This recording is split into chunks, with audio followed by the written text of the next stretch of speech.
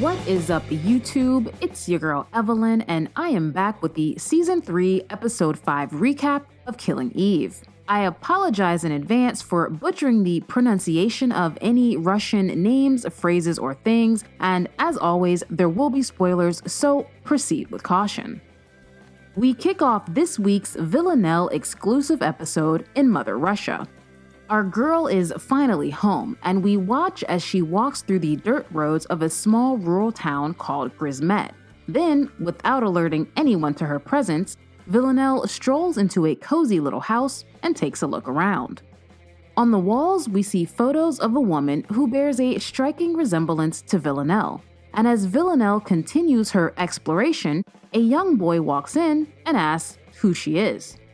She evades the question, and soon the boy's father, half-brother, and half-brother's girlfriend join them, but Villanelle still refuses to tell them her name.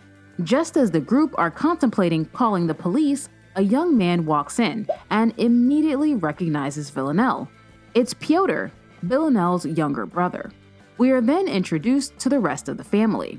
The little boy is Borka, Villanelle's Elton John-obsessed half-brother, and the two men, Grigory and Fyodor, are her stepfather and stepbrother, and Yulia is Fyodor's vapid girlfriend. There's only one person missing from the family reunion, and that's Tatiana, Villanelle's mother.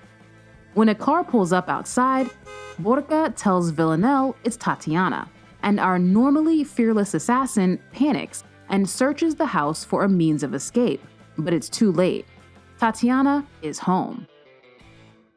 She takes one look at Villanelle, cries, and runs to embrace the child she thought was long dead. Villanelle and her mother catch up, and we finally begin to unravel the enigma that is Villanelle's past. It seems that when Villanelle was a child, Tatiana left her, but not Pyotr, at an orphanage with the intention of coming back for her in a month's time. But Villanelle, being Villanelle, started a fire at the orphanage, and Tatiana was told she perished in the fire. We also learned that Villanelle's biological father is dead, but strangely, there are no pictures of him in the photo albums. That evening, the entire family gather around the dinner table to play what seems to be a Russian version of the game Clue. Fyodor teases Pyotr, and they almost come to blows. But Tatiana tells Pyotr to stop, and he immediately sits down like a well-behaved puppy. Borka then pulls out his feather boa and huge glasses, and the family unexpectedly launch into a rousing sing-along of Elton John's Crocodile Rock, with Villanelle eventually joining in with gusto. The next day, Villanelle finds Pyotr beating a sofa to death with a piece of wood out in the barn. He tells her he hits the sofa to keep from hitting people, and Villanelle tells him he should just hit people, because, she's a psychopath. They chat about the past, with Pyotr admitting that he doesn't remember their woodworking father. Villanelle reminisces about how strong and funny their father was, and how he taught her how to fight. She also mentions how mean Tatiana used to be, but Pyotr is quick to defend their mother. He doesn't deny that Tatiana was mean, but he counters that Villanelle was also mean. Pyotr then takes a break from his sofa beating, and the two siblings go out to lunch. He's excited about the upcoming Harvest Festival, and explains that whoever makes the best pirashki, a type of filled Russian pastry, wins a cash prize. And with Pyotr's help, Borka will make his own pirashki in hopes of winning enough money to attend Elton John's farewell tour. In typical Villanelle fashion, she dismisses her brother's excitement and tells him he should leave this pathetic little village, but Pyotr insists he cannot leave their mother. Villanelle believes that Tatiana only wants to control Pyotr and tells him that their mother is far from the saint everyone believes her to be. Villanelle is back home chilling with the family, and after having a brain-numbing conversation with flat earther and Illuminati aficionado Fyodor, she goes outside and has a chat with her stepfather Grigory. They discuss Tatiana, and Villanelle once again insists that her mother used to be a very different person. But before she can fully get her point across, Tatiana pops up with a cup of tea for Grigory.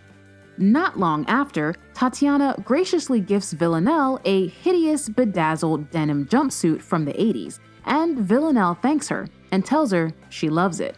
It's time for the Harvest Festival, and everyone is enjoying the festivities, Villanelle perhaps most of all. Poor Borka loses the Paraski competition, and Villanelle watches from afar as Tatiana comforts him. Villanelle goes on to win the festival's dung-throwing competition, but keeps a watchful eye on her mother. As evening sets in, Eula's terrible, terrible dance troupe performs, and Villanelle sits beside little bro Borka, who immediately begins smacking himself on the forehead. Alarmed, Villanelle tells him that not winning the Parashki competition isn't a big deal. Besides, he can watch Elton John's tour on YouTube. Borka insists that it is deeper than that.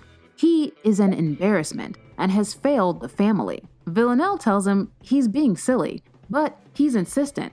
After all, that's what their mother told him after he lost. Villanelle then stares intensely at the dancing Tatiana as sinister music begins to play. It's late and Villanelle is in the kitchen chopping tomatoes for absolutely no reason. When Tatiana comes downstairs, Villanelle turns around, revealing she has used tomato paste to create false bloody tears. After a somewhat weird exchange, in which Villanelle asks Tatiana to clean her face because she wants to feel like a child again, Tatiana demands that Villanelle leave, telling her she is not a part of the family and does not belong. They have an argument about which of them is the most evil, with Villanelle insisting that the darkness inside of her comes directly from Tatiana. We then discover why Villanelle was left at the orphanage. Tatiana claims it was because Villanelle's father was afraid of her, convinced Villanelle would hurt them. But Villanelle doesn't buy it, because it soon becomes apparent just how jealous Tatiana was of her own daughter. Tatiana curses the darkness in Villanelle, believing it was the reason Villanelle was able to exert so much control over her father and why he would do anything for his daughter. It's apparent Tatiana was never afraid of Villanelle. After all, darkness doesn't fear itself. Villanelle demands that Tatiana admit they are two sides of the same coin, but Tatiana refuses, so Villanelle does what she does best. She kills her mother.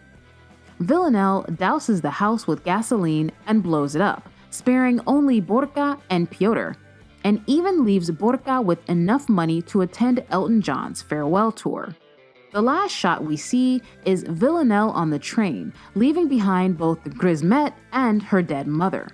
She's decked out in her mother's bedazzled denim outfit, and after a series of emotions flash across her face, only one seems to remain at the end.